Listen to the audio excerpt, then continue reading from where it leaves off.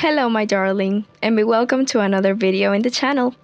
If you're new here, be welcome, and I'm so happy and so honored to have you here. And if you're a regular, thank you so much for coming back. Today, I want to talk about something that I think it's really important and a basic among our practice and among the things that we practice and we do on the daily. And that thing is about 3 things that I wish I had known when I first started working with Lord Hades. These whole 3 things are all things that I wish I could tell myself 4 years ago when I started working with him. So I thought about sharing that with you today. Okay? The first thing is about vengeance and punishments. When I started working with Lord Hades, I had this horrible, terrible thought that if I did not do things as I thought he wanted to, there would be a terrible punishment for me. Of course, there's a lot of religious trauma involving that concept and that belief. So, at that moment, at that time, I also had a lot of misinformation about him. And I had this terrible thought that despite myself being incredibly curious about him, I also had this thought that he was a very different god than what I was initially picking up on him. So, of course, also be careful about some trickster energies and, always be mindful of all the interactions and the connections you work on. Be mindful of the connections you do, okay? So, at that time, I was very scared that if I didn't do things as I thought that he wanted to, there were going to be a punishment and there were going to be some kind of vengeance coming from him for me not showing up as I thought I should be showing up. For example, I thought that, and keywords here, I thought that I had to do things in a certain way. I thought that I had to, for example, always bring a certain offering to the altar every single day. And I have to do certain things on certain days in a certain way for him to be happy. Okay? That's a very toxic way of seeing a deity worship relationship, especially when you start to study not only deity work and deity worship, but also when you start to see all relationships as relationships, okay? And I dare to mix deities here as well. And that's something I talk about mostly in all of my content. If you think about that, when you start to do certain things as you think they should be regarding the other individual inside of the relationship, that becomes toxic, okay? So first things first, you need communication inside of the dynamic, okay? So that was one of the things that I encountered myself and with myself, and it was kind of hard at that time because I had to do research by myself. I started to watch some content creators online. There was not that much kind of this type of information around at that time, so I navigated, let's say that personally, I navigated that part of the journey by myself, deconstructing that part of their religious belief deconstructed that part. It takes a little bit of time, a little bit of studying, a lot of studying. So what I wish I could tell myself at that time is that you don't need to do anything as you think it's going to make another individual happy. Okay? Of course. And with this, I do not mean to say that you should not be respectful with a deity, and you should not follow a certain type of protocol when you are approaching them. Of course you do. Of course you do. There should be a protocol. There should be respect. There should be certain things that you should be doing when you interact with a deity. Of course you do.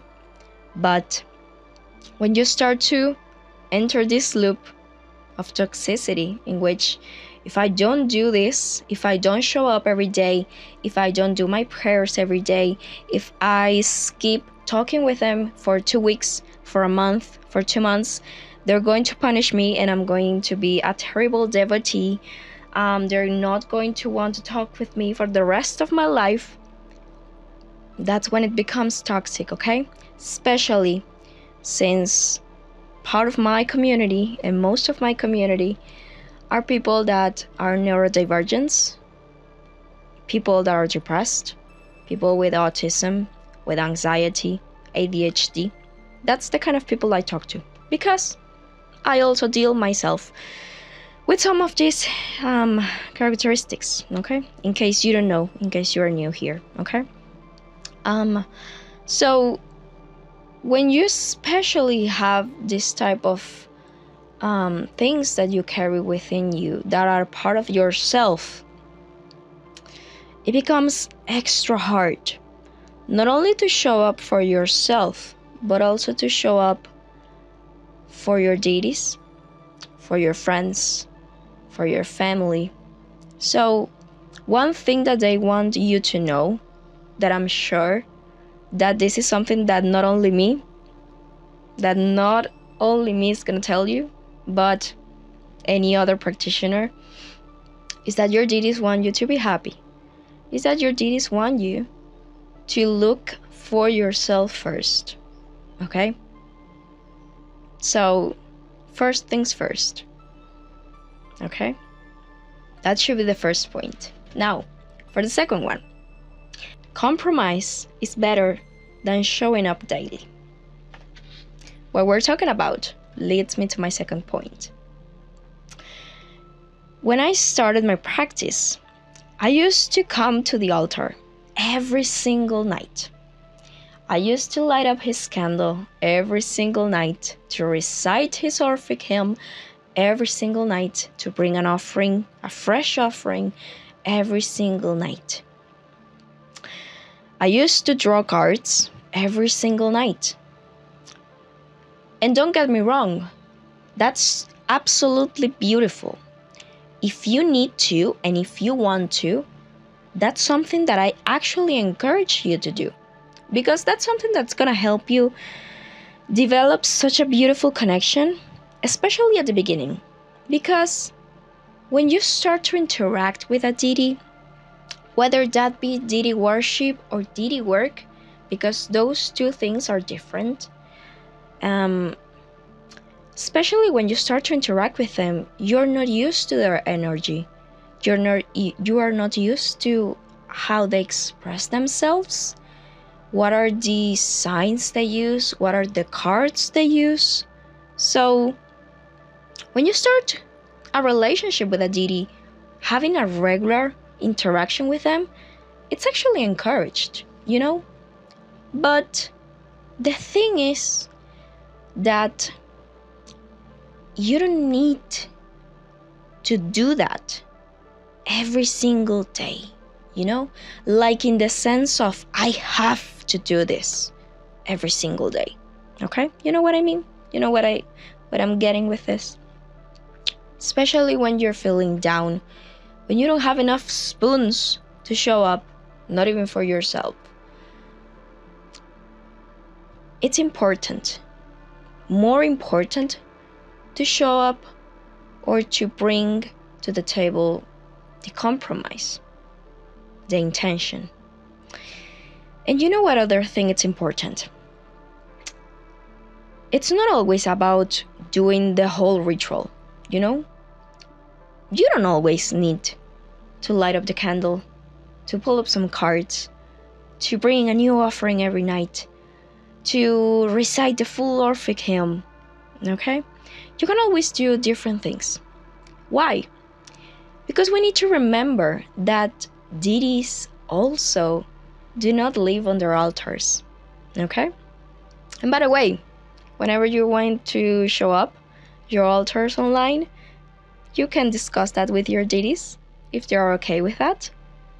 We have already have that talk, and that's why you see his altar in the background, so that's covered, okay? You don't need to also always come to the altar, because your deities do not live on their altars, especially when you start to study Greek religion, when you start to really dwell and deep dive inside of Greek religion and start to study Greek mythology and just start to read books. Read books. They're free on the internet, okay? If you want some recommendations, just let me know in the comments and we can even make a video and I can share with you some titles that are great to start off, okay? But they live within nature. They are all around us, okay? Like, for example, if you want to connect with Poseidon on a really, really real level, I would invite you, for example, to go to a beach and connect with him on a beach. If you want to connect, for example, with Hades, I could invite you to a cave. Not even a cemetery. Not even a cemetery. I would invite you to a cave. Okay? Why? Because that's more related to chthonic architecture than actually a cemetery. Because caves are understood as the entrance to the underworld, or even a spring of water, a river, a waterfall. That should be more accurate to connect with Hades on an initial level. I'm not saying that cemetery is not a great place to start. I'm not saying that. I'm just saying that's an alternative. Kind of like more natural if you want to look at it from that perspective, okay? Those kinds of things, you know? You can have the altar. You can have a portable altar. You can even have jewelry that you consecrate to them. You can have other items that you carry around to think about them. You can even do devotional acts. That could be another video, okay? But the point that I want to get to with this is that intention and compromise is more important than doing the same every day, okay? You can dedicate activities to them, and that also helps you to bring variety and spice to your practice, to have something different to do, because let's be honest, when you do the same every day, you get bored of it, and it's more easy for you to stop doing that than you actually engage in a connection, in a relationship with your gods, especially when you don't see them. You know what I mean? It's a little bit more difficult when you don't see something. You know what I mean? If I don't see it, it doesn't exist. ADHD kind of thing. So it's about bringing variety, okay? Now, for my third point, that would be your journey will be completely unique to someone else's, okay? In today's world, it's so easy to compare ourselves to other people, to see content creators share their experiences and be like, I haven't had anything like that happen to me. I have, for example, you could be watching my content and you would be like, I have never had that happen with me with Hades, for example. He hasn't ever sent me that type of sign, for example. And I would tell you, well, that's because your connection with him it's going to be completely different than it is with mine. And I'm gonna tell you right now, when I started my journey with him 4 years ago, and I saw all of the content creators, it's not like there were too many, to be honest. When I saw the content creators share their stories, I would be so impressed, and I would be like, I don't think I'll ever experience something like that with him. And to be honest, that was true. I never experienced anything close to what they experienced, because what I experienced with Hades was something so incredible. Were things so mind-blowing, because they were mine and so personal to me and to my experience that they cannot belong to anyone else. They are mine, and they are threatened, and they are built inside of my structure into who I am, and they help me become who I am today. And that's why I tell you, your experience is going to be completely unique to anyone else's. And that's something beautiful, and you should definitely look forward to your experience being different. Please do not seek into other people, not even your friends, to have the same type of signs, the same type of experiences. Don't even look forward to have the same type of altar, okay? Let content creation, or let social media or Pinterest or anything that you see online be just an inspiration. Be just a spark of light that inspires you to go somewhere. Let it be just something that makes you think, that makes you be amazed, that makes you wonder and create questions inside of yourself about, but what if I do this differently?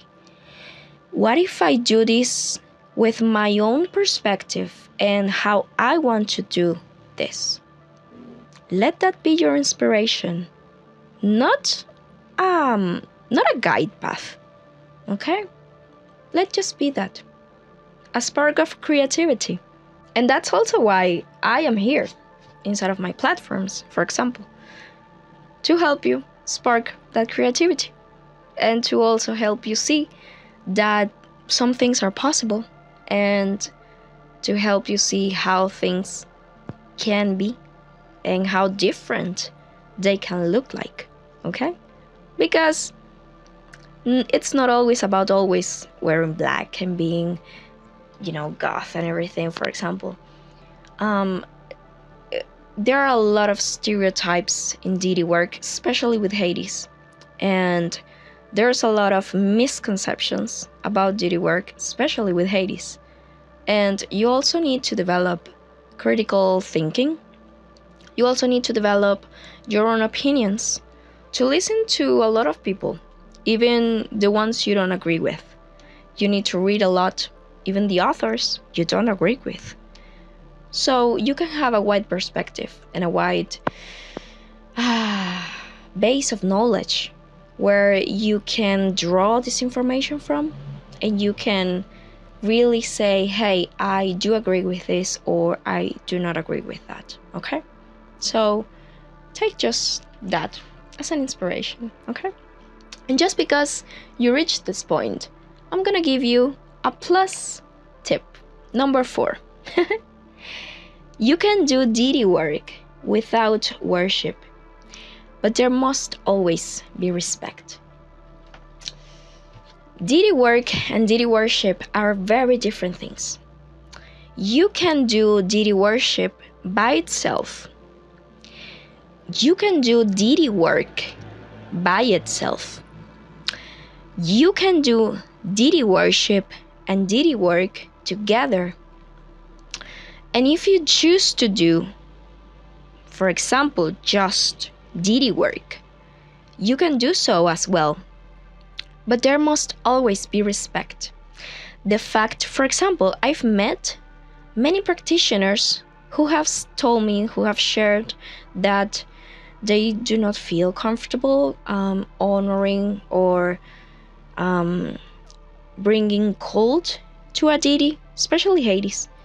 But they definitely want to get the wisdom. They want to feel nurtured by the wisdom of Hades.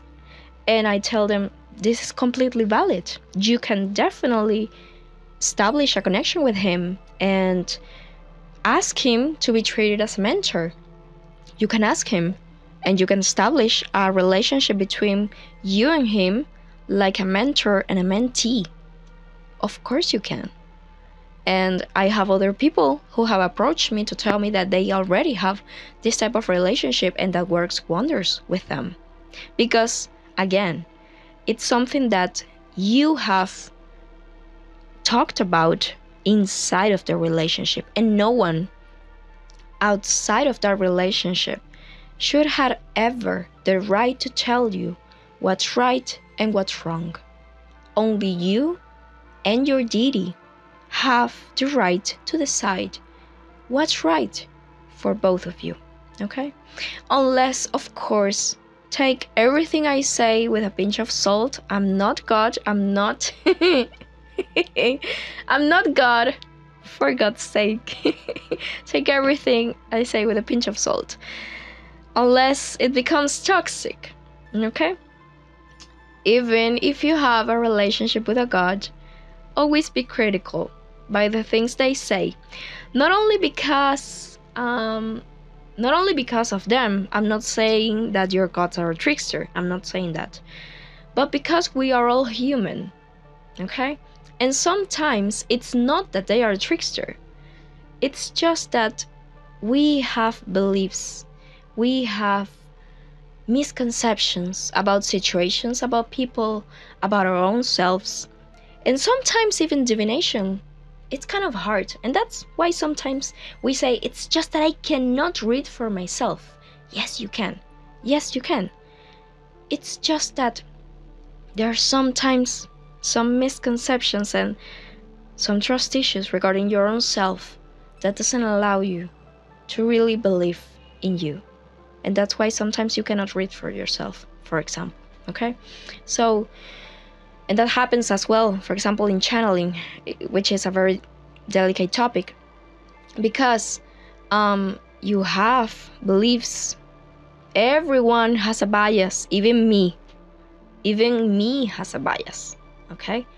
So when you choose a reader, you also choose a reader because you feel in sync with them, and that also helps that the information flows easily. But that's another talk, okay? So the point in all of this is that as long as you create a bond and as long as you're happy with the relationship you are working on inside that connection with your deity, everything's gonna be fine, okay? But make sure that it's something in which you feel heard, you feel supported, and as long as you see that your life is somehow improving, okay? Because we could talk about how your life can change with some deity work, and that not always goes beautiful. That's some gray zone there, but we can talk about that later. But as long as you see like, hey, my life it's actually improving, even despite the bad things happening, you know what I mean? I feel like I can trust this deity, you know, because even trust needs to be gained. Just because it's a god doesn't mean you need to have blind trust. That's important to remember as well. Trust is earned. Even that trust inside of your deity work relationship needs to be earned. Just because it's a god, you don't need to trust blindly, okay? It also needs to happen, to pass by some time to see how you feel inside of the relationship, and you are also allowed to say, hey, you know what, I don't think I feel good inside of this relationship. I think I want to try maybe in another time, or I don't really want to continue with this relationship, and that's totally fine. As long as you come forward with truth, with honesty, with integrity and respect, everything's gonna be fine, okay? So it's more about relationship dynamics than you think it is, to be honest, okay? So those are the things I wish I known when I started to work with Lord Hades at the beginning of my practice 4 years ago. And if you like this, let me know in the comments, and I will see you in the next one. Bye bye.